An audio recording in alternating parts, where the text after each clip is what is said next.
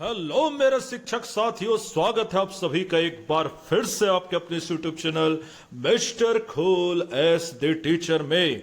तो दोस्तों, BEd versus DEd के ऊपर जो मैंने कल वीडियो बनाई थी उसमें मैंने निष्पक्ष जानकारी दी थी।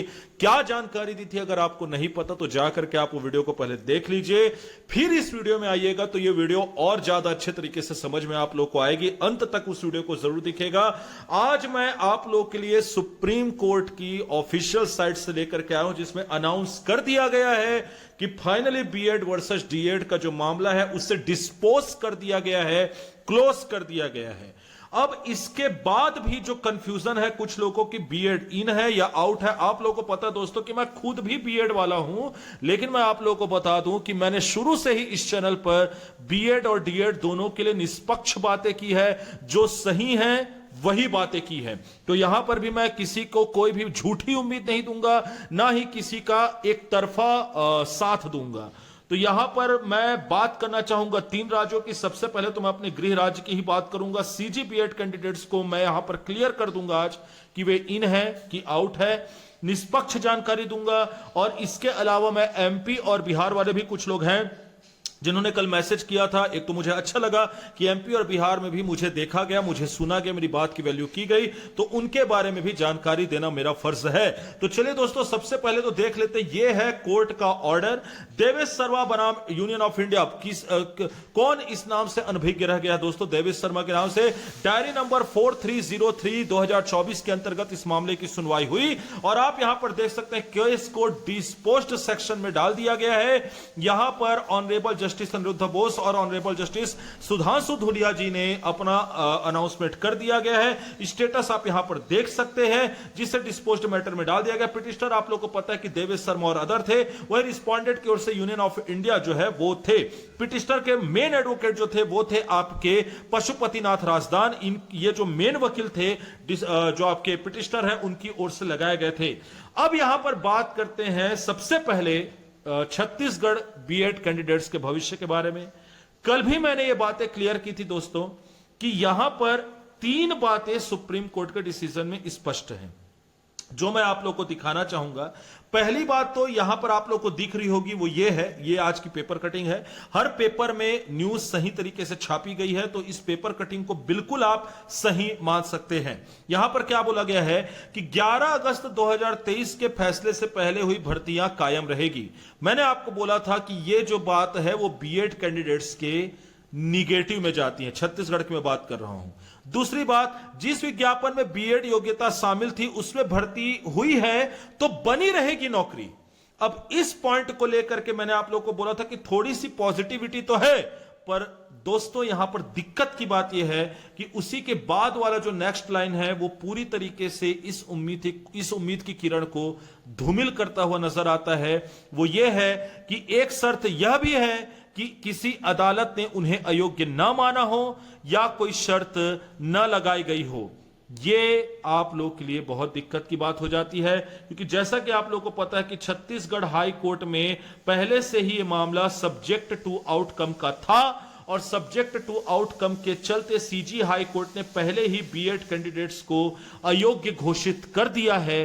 तो यहां पर मामला पूरी तरीके से सीजी बीएड कैंडिडेट्स के नकारात्मक फेवर में जाता हुआ दिखाई देता है। अब यहां पर बात करें अगर कि सरकार ने, गवर्नमेंट ने यह आश्वासन दिया है, कुछ बीएड कैंडिडेट्स जो गए थे, शिक्षक संघ वाले भी गए थे बहुत सारे, तो उनको यह आश्वासन दिया गया कि उनकी तरफ से सुप्रीम कोर्ट में याचिका दायर की जाएगी। इस याचिका कब दायर की जाएगी, क्या सुनवाई होगी, यह तो बाद की बात है दोस्तों। लेकिन अभी जो सुप्रीम कोर्ट का final judgement BEd versus DEd के मामले में आया है उसमें बीएड कैंडिडेट्स बाहर होते नजर आ रहे हैं छत्तीसगढ़ से। यह कहते हुए मुझे खेद भी हो रहा दोस्तों, क्योंकि मैं पहले से ही निष्पक्ष रहा हूं। ना मुझे डीएड कैंडिडेट्स के निकलने पे खुशी होती, ना मुझे बीएड कैंडिडेट्स के निकलने पे खुशी होती, क्योंकि जाहिर सी बात है, मैंने आपको पहले बताया कि 8 साल मैंने अपने शिक्षा जगत में दिए हुए, कोचिंग फील्ड में दिया हुआ है, और अभी मैं वर्ग 2 में पदस्थ हूं। तो मुझे पता है कि कितना खेद होता है अपने ही किसी विद्यार्थी को निकलते हुए देखना। तो यहां पर जो सही न्यूज है दोस्तों वो मैंने आपको क्लेरिफाई कर दिया है, क्लियर कर दिया है। अभी की परिस्थिति में देखा जाए तो सीजी बीएड कैंडिडेट्स का जो भविष्य है वो खतरे में नजर आ चुका है।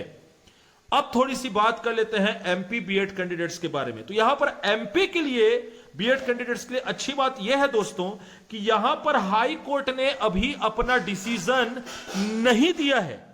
अब यहां पर हाई कोर्ट के डिसीजन को जो बात अफेक्ट कर सकती है वो ये है कि यहां पर जो दूसरे नंबर का पॉइंट है उसको अगर हाई कोर्ट कंसीडर कर ले। यहां पर आपको न्यूज़पेपर में जो दूसरे नंबर का पॉइंट देखा कि जिस विज्ञापन में बीएड योग्यता शामिल थी उससे भर्ती बनी हुई रहेगी, और एमपी में भी बीएड कैंडिडेट्स को योग्यता में शामिल किया गया था दोस्तों।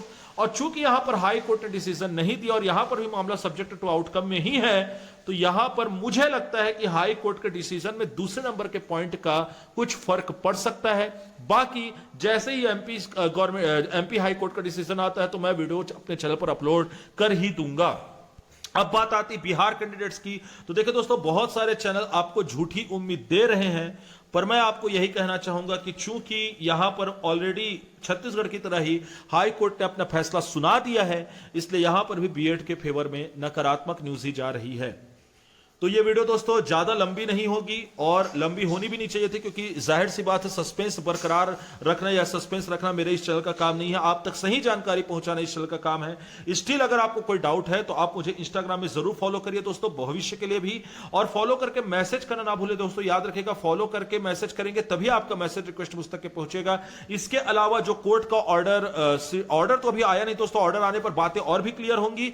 तो जो मैंने आपका डायरी नंबर के साथ जो डिस्पोज्ड वाला मैटर यहां पर जो दिखाया, उसको अगर आप देखना चाहते हो तो उसके टेलीग्राम चैनल पर जरूर आइए। इसके अलावा टेलीग्राम चैनल पर और भी तरीके के पीडीएफ आपको प्राप्त होंगे। टेलीग्राम चैनल पर जाकर के चैनल को ज्वाइन जरूर कर लीजिएगा। 2024 की शिक्षक भर्ती की तैयारी करने में यदि आप इंटरेस्टेड हैं तो भी टेलीग्राम चैनल को ज्वाइन करिए, क्योंकि मैं आपको बता दूं नई बैच बहुत जल्द 13 तारीख से आप लोग की सेवा में पुनः उपस्थित की जा रही है, क्योंकि पहले बैच में ऑलरेडी सीट फुल हो चुकी है। तो 13 तारीख से जूम लाइव क्लासेस की नई बैच स्टार्ट होने जा रही है। उसके बारे में पता करने के लिए आप लोग टेलीग्राम चैनल को आकर के ज्वाइन कर सकते हैं। मैं मिलूंगा दोस्तों आपसे नेक्स्ट वीडियो में। अगर आपने यहां तक की वीडियो देखा तो जाहिर सी बात है वीडियो आपको पसंद आई होगी। So thank you for watching. Video को लाइक जरूर करें, वीडियो को शेयर जरूर करिए, ताकि लोग भ्रामक जानकारी फैलाने वाले लोगों से दूर रहे। चैनल को सब्सक्राइब करना ना भूले और बेल आइकन जरूर दबा दे, ताकि बीएड वर्सेस बीटीसी और इससे संबंधित और भी कई प्रकार के मामले, इवन शिक्षक भर्ती ही नहीं और भी कंपटीशन एग्जाम से संबंधित मामलों की वीडियो जो है सबसे पहले आप तक के पहुंचे। मैं मिलूंगा आपसे नेक्स्ट वीडियो में, तब तक के लिए धन्यवाद।